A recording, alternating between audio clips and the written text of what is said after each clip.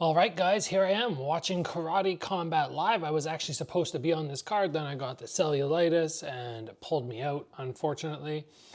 But spending some time enjoying watching Raymond Daniel's fight. I gotta say, I really like this guy.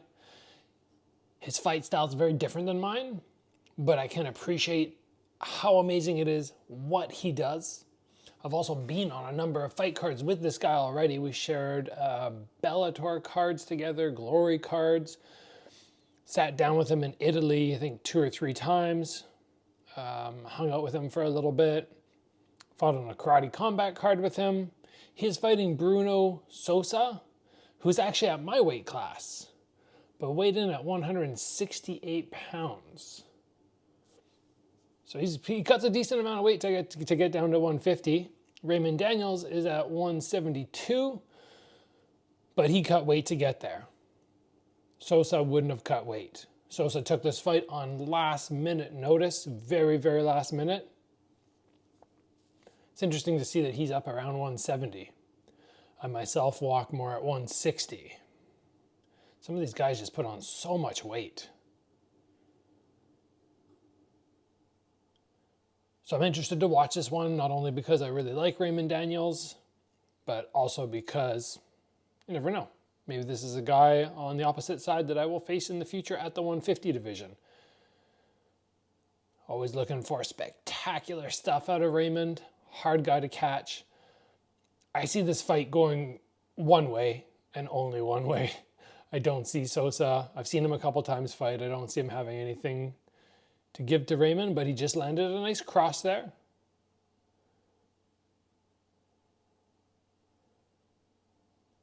He looks a little undersized, and I feel like once Raymond gets his stuff going, it'll be hard. But I will say that Sosa, I think his weakness is in the boxing department. He does have more of that karate style, so maybe he'll do better than some of the other fighters against Raymond Daniels, because he'll be able to recognize those flashy kicks. He'll know how to deal with them a little better, perhaps. But it is a fight sport, and really anything can happen.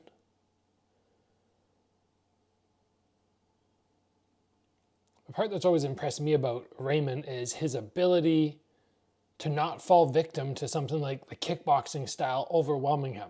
Like a few guys have done it. Joseph Valtellini really chopped him down with a low kick.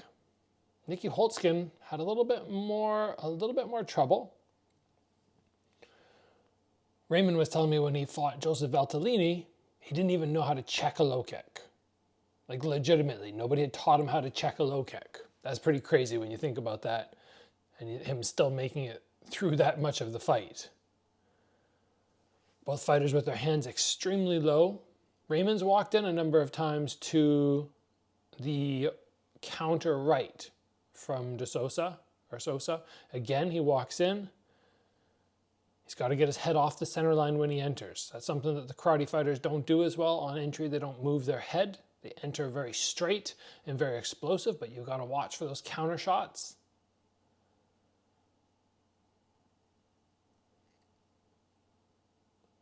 These guys are being very, very polite to one another, gentlemen in the pit. Lots of respect.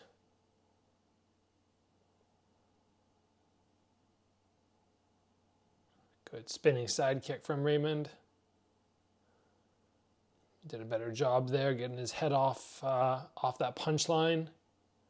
Whoa, there's where he starts to get dangerous.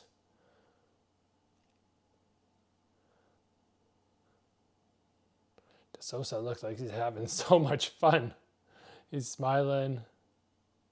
I guess when you take a fight on that last minute notice, you just kind of get in there and you wing it. Maybe that takes some of the stress off. Landed a nice left hook there.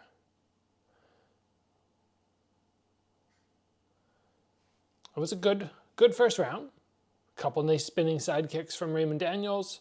Some good counter shots from Sosa off the right. Raymond also made the adjustment there at the end, I think, by going down to the body for the cross. He went to the body cross and dropped his head off the center line.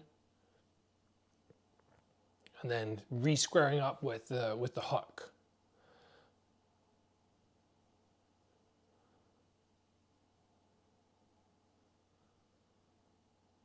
Raymond is just such a pleasant guy to talk to. Like, of all the fighters I've sat down and had conversations with, he's just one of the nicest.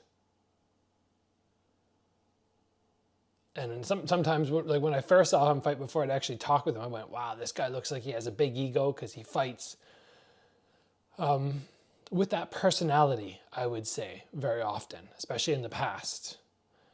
But once you get to know him, you're like, man, he's just a humble, polite individual.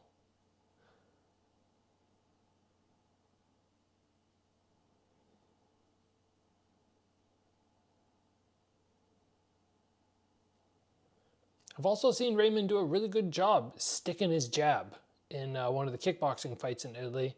Jumping in, sticking it, utilizing head movement like that right there. See what he can make happen with Sosa on his back. Nothing much there.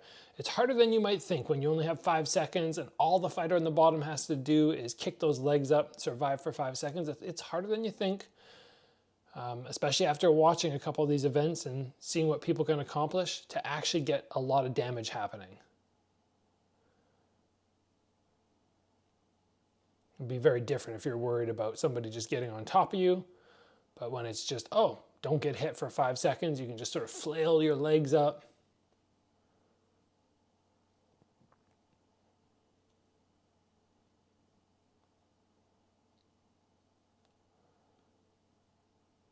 Raymond's quite good at faking. Nice little kick there. That one might have gone a little bit high. You're not supposed to kick above the knee.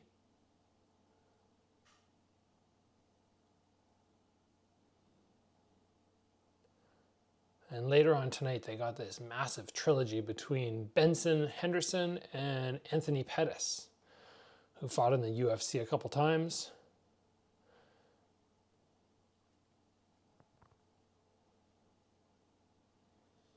Definitely going to be checking that one out.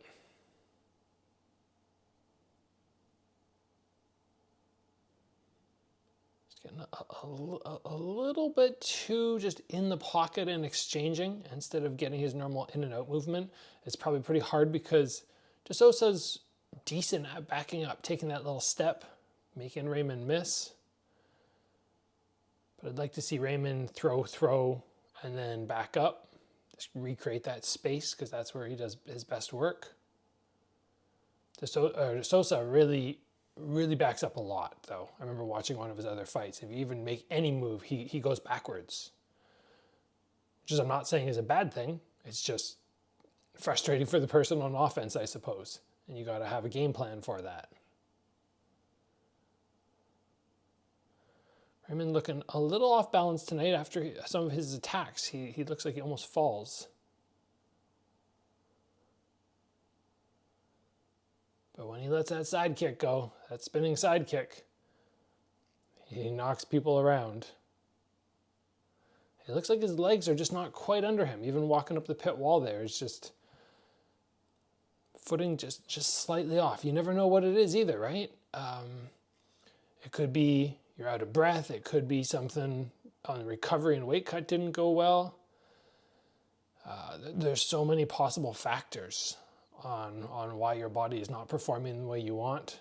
That's why it's really important to dial in a routine when you have success, recognize what you did and try and repeat it, constantly make adjustments so you can end up finding what is your best version of prepping up for the fight during the whole camp and on fight week, and with weight cuts and rehydration and what to do on fight day.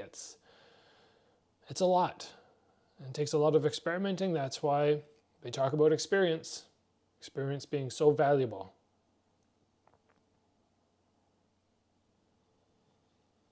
Sosa has little fast feet there, just skipping around. He looks like he's having so much fun.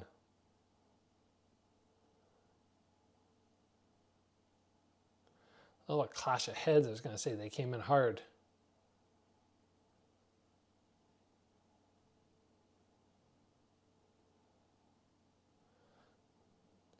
Had your mouth guard in. Hopefully his teeth are okay and there's no cut happening, so should be fine.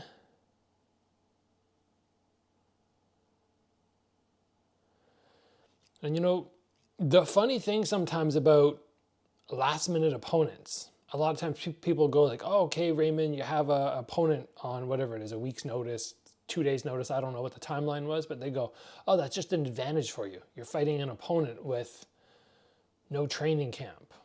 And yes, that is true. But the one thing that a lot of people don't recognize is you spend your whole training camp prepping up for somebody in particular, a certain style, and then all of a sudden last minute it's switched. And all that training is still in your head and you have to try and get out of that mindset.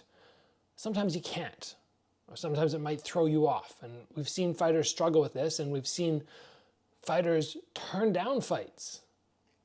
Like high-level UFC fighters go, no, I'm not fighting this new replacement guy on a couple of days' notice, because they went, yeah, my whole training camp was prepared for somebody else. And I have no problem with that. I have no problem with somebody saying, I'm not going to fight this dude on short notice.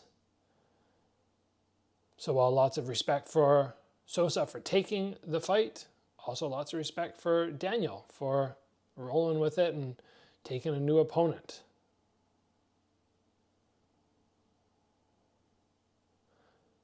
And it's not the most pleasing fight I've ever watched before.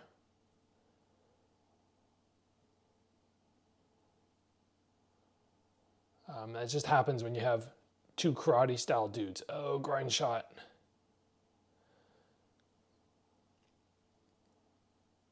That's usually seems to happen quite a bit with Raymond when he throws spinning side kicks. It was a weird one. Like the knee went above the belt line, but maybe the shin caught the cup.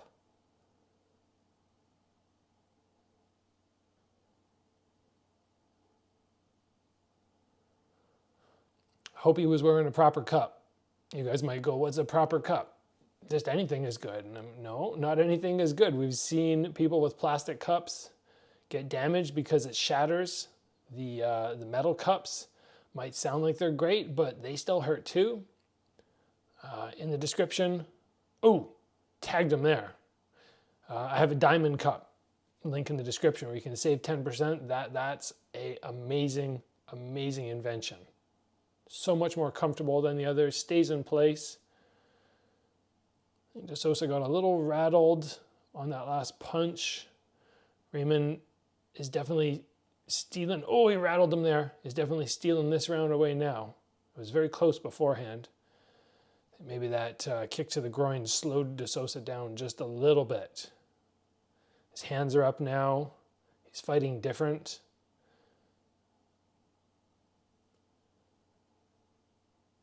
Yeah, odd that he changed his style now. Maybe he's going, oh, if I want to win, I have to finish it. Oh, he gets a cross there. That knocked him down. Raymond really took the fight on the end just after that groin kick, and then landed some big crosses. And one of my complaints about karate combat, and I think it's a very valid complaint, is they go to draws way too often. Every time I seem to watch a karate combat card, like I watched some of this before, and like, oh, they're making them do an extra round, they're making them do an extra round. Whenever they hit a draw, they do the extra round, then they have to choose a winner. So we get all these extra rounds. And I watch and I go, an extra round wasn't needed.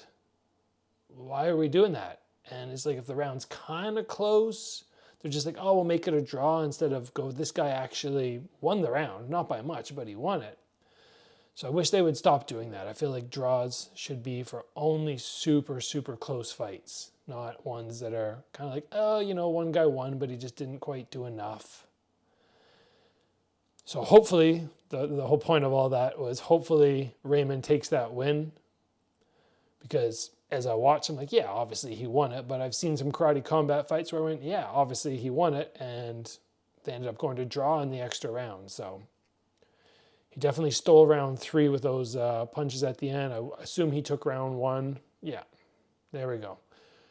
Raymond Daniels, another win. Hopefully he gets to fight for a title fairly soon in this promotion, and I'm always looking forward to watching him.